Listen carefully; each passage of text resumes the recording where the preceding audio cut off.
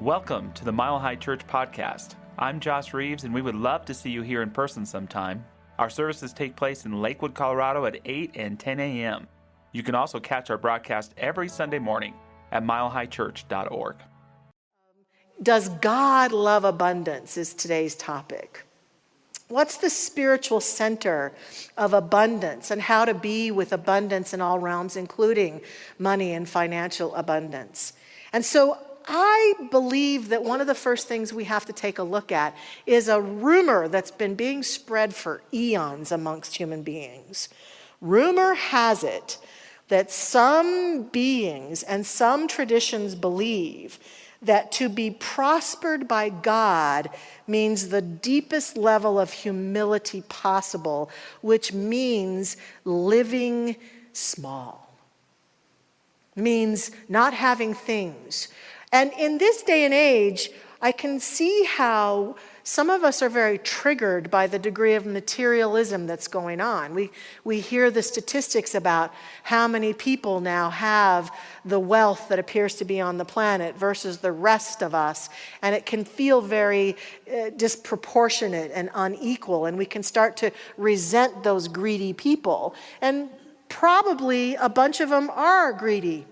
And greed is equated to me with scarcity and fear, because there are others who have lots of it and they're spreading it around. I love the stories I'm hearing about very wealthy Dolly Parton, who is giving money away right and left to help other people. And so the bottom line is we don't know, unless we know for sure that some billionaire is not doing good work in the world. The minute we hear that they're a billionaire, sometimes that skeptic in us can start to assume that they're greedy and they're living too big for their britches. And I wonder if that belief or that projection might be tied to some part of us that believes that the most spiritual people don't need anything.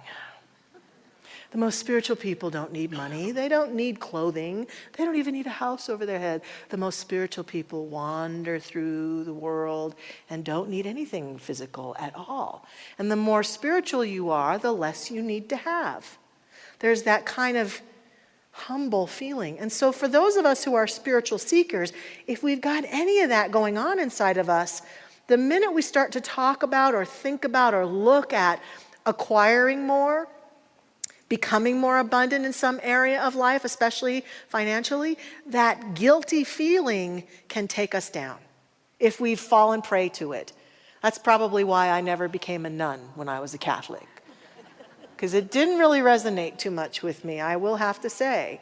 And the more I've studied it and looked at it, and I understand there are some deeply, profoundly mystical and spiritual people who have lived a purposefully austere life. They have withdrawn from society, withdrawn from the systems and the cultures, and gone into their inner world. And many of them have written and told of amazing experiences. We just finished a class, some of the practitioners and I, where we studied 3 female mystics, and all 3 of them lived that life.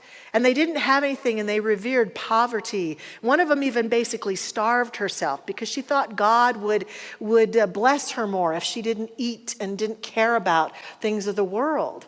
And I understand that that life can have its spiritual benefits, but it's not for everyone. And what I would say is the God of our understanding doesn't need for us to live that way in order for us to feel and be blessed and experience it.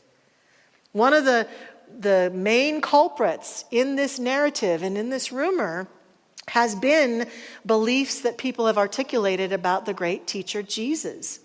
A belief that he was himself poor and wandering the desert in his ministry and suffered from poverty. But that is not the truth as we know it. As we read about the writers who wrote about him, and if we hear the words of experts who studied that time and his time, they would say quite the opposite, that Jesus and his family were fairly well off. And that even though Jesus never said, hey guys, I'm poor, or hey, I have lots of money. He never said that in any of the Gospels that we know of. the main thing that many people point out and that I have felt all my life is he always had what he needed wherever he went. Not only for him, but all the people who followed him around. All the disciples and all the people who were with them, all the women who were in his tribe, they had plenty. Wherever they went, they were welcomed, they were fed, they were housed, they were clothed. And even we hear at the end of his life, a wealthy man made a way for him to be buried in his tomb, and the guards fought over his garment. I think that Jesus knew that God was his source, and what he needed would come to him when he needed it. And it did. And I think that's what we're talking about. That the God that we believe in does not require of you or I to sacrifice ourselves. It doesn't demand that we become wealthy celebrities or gazillionaires or anything like that. What we're invited to do is to discover what our truth is. What's our greatest life?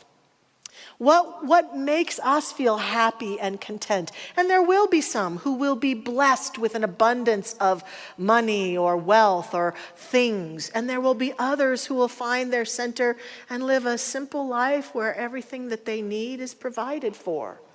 And so we get to determine what is ours in that dance of life. What feels best to us?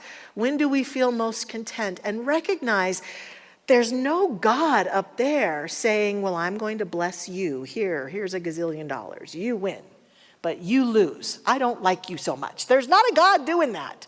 There's not a God testing us and saying, well, I'm going to make sure that they're tested well by making sure they experience poverty. That's not the God that we understand or believe to be true. Indeed, it's actually a God of profound abundance. And abundance is everywhere. We can see that abundance is everywhere we look. And if we look around our beautiful earth, all that we could ever require has been provided for us. All that we could ever require has been provided for us. Our founder, Ernest Holmes, talks often about the self-givingness of the divine. That whatever it is that created this earth and created all that was here, there's more than enough. Now, humans have come and created systems of bartering and exchange and financial good and systems for acquiring things, and that's all fine and dandy. And yet, all of it still falls into the realm of energy and welcoming and consciousness. And if we approach it with joyfulness, we are in the square center of the way in which the divine has sought to deliver all of this good to all of us all the time. But what happens is that we get out of alignment. We get sideways with our beliefs and our attitudes. Or we get to this place where we are desperate and afraid and we want things to change. And so we come from fear in our spiritual work. Ernest Holmes, in his book Practical Application of Science of Mind, 1958, said, therefore, if anyone asks the question, can I become a millionaire overnight simply by affirming that I have $1 million? The answer would be that nothing could be further from the truth. There are too many misguided people in dire circumstances who are affirming, I am rich, I am rich, I am rich. In a certain sense, their affirmation is correct, but frequently they overlook the fundamental principle of science of mind, which is that spirit can only do for us what it can do through us. Too often they fail to realize that they have a definite part to play in the relationship between God and themselves. That's my favorite thing Ernest Holmes ever has said. I think the most profound and powerful thing to begin to contemplate as we're looking at this issue of abundance in any area. Spirit can only do for us what it can do through us. So it's not out there waiting to reward us with the goodies that we seek. We must provide an opening in our beingness in consciousness, in energy, in joyfulness, in love, for it to be expressed so that it can move through us and we can feel the joyfulness of living our best life. I do want to have a money moment here. I want to talk briefly about money. Jim Carrey, the great actor, said, "I think everyone should get rich and famous and do everything they dream so they can see that's not the answer." Yeah. So a lot of times he's saying we're going after the wrong thing. And so how is it that we can be if money feels like it's a lack for us? And there's an example that I love about money, and that is, there's a couple of them actually. There was a survey done many years ago where they said if we took all of the cash money on the planet and we split it up amongst every being who's alive right now, how much money would people have? And it was quite a bit of money at that time. Then they surveyed the economists and the social workers and psychologists and other experts and said, what do you think would happen if we did that? And they all came back with the same answer. Within a period of time, it would all be back to where it is right now. And that is because we make decisions about money based on our consciousness. We make decisions about what we're going to do in that realm based on our previous experiences, our beliefs about ourselves, our sense of worth and well-being, our spiritual sense of, oh, should I have all this money? This is so much. I'm too stressful about the responsibility of money. And so it would all come back to where it was. And so they were saying that the circulation of financial good has all to do with the person. And this is true in every realm of living. That to have more friends, isn't it interesting that right now, when there's more people on the planet than ever before, some of us are feeling a lack of companionship? When there are more opportunities to go out and be of service in the world through volunteering or working, or also opportunities, some of us are feeling a lack of, I don't know what to do with myself. That has all to do, we would say, in the realm of our abundance consciousness. Our abundance consciousness. And the joy that we can bring to those situations. In the story of money, one of my favorite stories, I love to teach the Prosperity Plus class also about abundance. And Mary Morrissey is the teacher of that class. We watch videos about her, and then we use the videos for our discussions and our work. And she tells a story in one of her videos about having the opportunity to get to go hear a giant in the New Thought movement many years ago named Raymond Charles Barker. Great author, speaker, and teacher. And she was fairly new, and she was so excited to go hear him speak. And there were about 1,000 people at this presentation. And she said they introduced him, and he came out, and he was wearing a really beautiful suit, and he had distinctive white hair. And he walked out, and he stood in front of the audience, and he just looked at everybody. And then he took his wallet out, and he pulled out this big wad of cash, and he fanned it out. And she said it was like a bunch of $100 bills. And he looked at them all, and he took the money, and he put it up to his face, and he went, I love money. And he kissed it. And then he put it back in his pocket. And she said she was aghast. She thought that was just horrible and crude and rude, and she thought it was just, she couldn't believe it, and she thought to herself, is this guy even spiritual that he loves money like that? And when he was done with this exercise, he looked around and he said, now how many of you were critical of what I just did? How many of you even thought, well, that guy's not even spiritual if he loves money?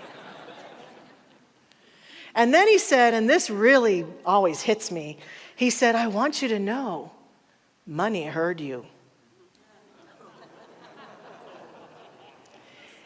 He said, nothing comes to people who don't like it or love it. If you want more of something, you gotta love it.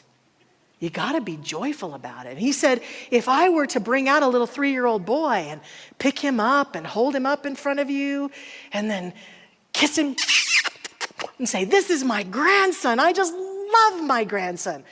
No one would be offended by that, right?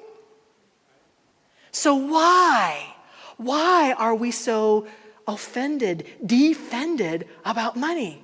Oh, those telemarketers. Oh, those people call me. Oh, that church wants money. Oh, that minister's talking about money. Oh, they're money. Oh.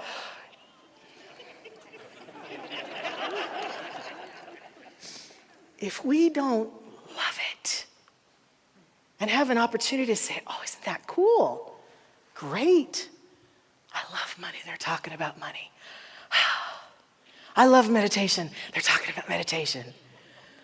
I love friendships and service and opportunities to be with people, and they're talking about being with people. I love my body, and they're talking about health and well-being. That's what we're talking about when we're talking about joyful abundance in this series. The invitation to step into the joy. Whatever your issue might be, wherever it is that you might be a little bit falling into, or a lot of falling into a sense of lack about that area of your life, the first thing is you gotta fall in love with that area. Even with all of its challenges, obstacles, to be able to say, well, I'm getting a great opportunity to grow here, and I just love it. Because I know that as I walk through this challenge, I'm going to create more of that good because I'm loving it. It's an opportunity to deepen into it. So the ultimate conclusion is that we can step into greater and greater abundance. The great author Alan Cohen says, the answer is to upgrade our goal from object to experience. And that's a part of what this first week is about. Stepping into loving the experience of creating more abundance, loving the opportunity that's before us to create more abundance, loving the conversation about abundance and every way that it shows up, loving it and being with it so that we can expand and be embraced by it and embrace it. So I have 3 G's for us to start with. One of them I've already mentioned. This week, it's an invitation. First G is God. To spend time in contemplation and noticing as we go through our life the abundant ways that God is showing up. One of the best ways to do this and have it be expansive is to notice it in nature. And this time of year is such a perfect time because the blooming flowers and the beautiful sky and, the full moon last night. Oh my gosh, so much beauty. And to recognize that all that beauty represents the self-givingness of God to all beings. To look for it. Dr. Marjorie used to say, look for the good and praise it. So my invitation is look for God and praise it this week. Be willing to see and remember that we are supplied so beautifully on this planet. God. The second G is gratitude. Gratitude. It's not just for Thanksgiving. It's for all year long. There have been study after study produced studying the brain on gratitude. And every study indicates that a grateful person's brain has synapses that fire off in ways that produce chemicals that just literally make them happier, more content, more joy-filled, more aware of the good of their life. There's a study that I loved reading from Harvard that said, in positive psychology research, gratitude is strongly and consistently associated with greater happiness. Gratitude helps people feel more positive emotions, relish good experiences, improve their health, deal with adversity, and build strong relationships. So we know and hear about all the time the elements of gratitude. Gratitude journals, thank you notes, saying thank you to people. And this study even said that when we leave, like let's say today, you leave here and you loved the music from the band and Jennifer, and you don't get a chance to see any of those people in person and thank them. They said that even if you think about it mentally and leave going, I'm so grateful for that great music today, it has the same effect on your physiology. It's the willingness, even mentally, just to be grateful. So turn up the gratitude this week. And the last one, the last G, is generosity. Because the nature of God is the self-givingness of the universe, giving itself constantly through us, when we are generous, we are godlike. The tagline for my Principles of Financial Freedom class is duplicating the nature of God in our finances. And every time we are generous in any way, with our words, with our actions, with our gratitudes, with our support of anyone, we are duplicating the nature of God. And it feels so good, and it lifts us up, and it makes us feel and sense the truth of who we are.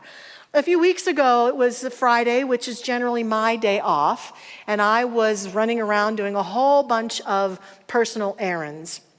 And it was also the week that young Richard Jarl got shot for going to the wrong house and ringing the wrong doorbell. And a number of other, in my mind, senseless shootings occurred that week like that. And I was trying to be very positive, but here's the space I was honestly in about all that. What the hell is wrong with people? What is wrong with people? And I was driving around running my errands, and I was kind of grumpy. I was like, what is wrong with people that this stuff is happening? I can't, it's unimaginable. I can't believe this is going on. And I was very activated, and I let myself be activated for a while. And then I thought, Michelle, I don't think this is helping the situation. You're just adding to the cloud of, and you're not being very friendly as you're going around doing all these errands. I would like to feel different. What could I do? And I know it will surprise you to know that I was in the drive-through line at the Starbucks. And shocking, isn't it? Yeah.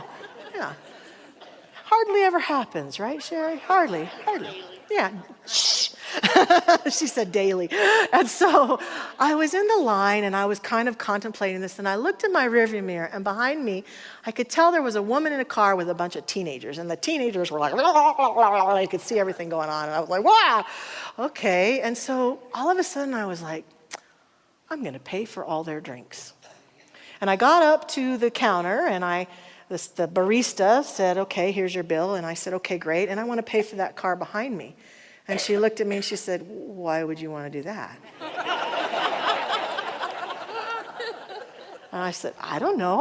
I feel like being generous, and I'd like to pay it forward today.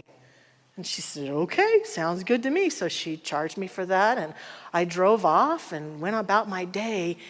But I noticed something was lighter inside of me. Generosity, any way we can be generous, helping someone out, giving to the causes that we love and the places that we love through our service, our time, our treasure, our talents. Generosity doesn't just bless the being that we're generous to. It's a huge blessing to our hearts, and it's a huge way to get back into alignment with our abundant nature. To say, I am so abundant that I can give you some time right now. I am so abundant that I'm going to share my money with you. I am so abundant that I'm going to pause and hold your hand while you cry right now. I am so abundant that I'm going to share my gifts and talents with that organization that could really use them. I am so abundant is the core idea that generosity springs forth from. And that's how we awaken to joyful generosity. God, gratitude, generosity. We awaken to our abundant nature. This week, go out and practice it. Allow yourself to embrace joyful abundance. Let's pray. I invite our practitioner prayer partners, thank you, to stand with me. Practitioner prayer partners, join us for our opportunity to pray together and anchor this in as a community. Ooh, we are God in action. We can feel and sense the power and the presence of that infinite light that shines brightly and powerfully and joyfully through all creation. We allow ourselves to breathe in this truth right here and right now. Breathe in this reality of being. Breathe in our true nature and breathe it out. Indeed, with every breath in and breath out, we are experiencing the God presence within us, feeling the gratitude of our life and the generosity of breathing out and giving back to the plants and trees that shall benefit from our out-breath. We are living, being, walking experiences of the divine, living itself out in all of these ways. The abundant nature of life is ours. I claim this, I accept this, and I embrace this now for myself and all those within the sound of my voice.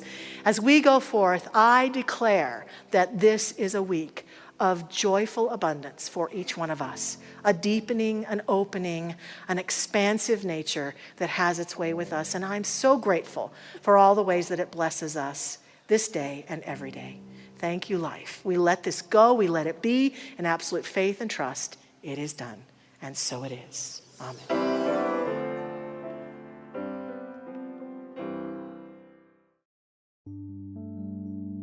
Thanks for listening to the Mile High Church podcast. This podcast is made possible by the generous contributions from listeners like you. To make a donation, please visit milehighchurch.org.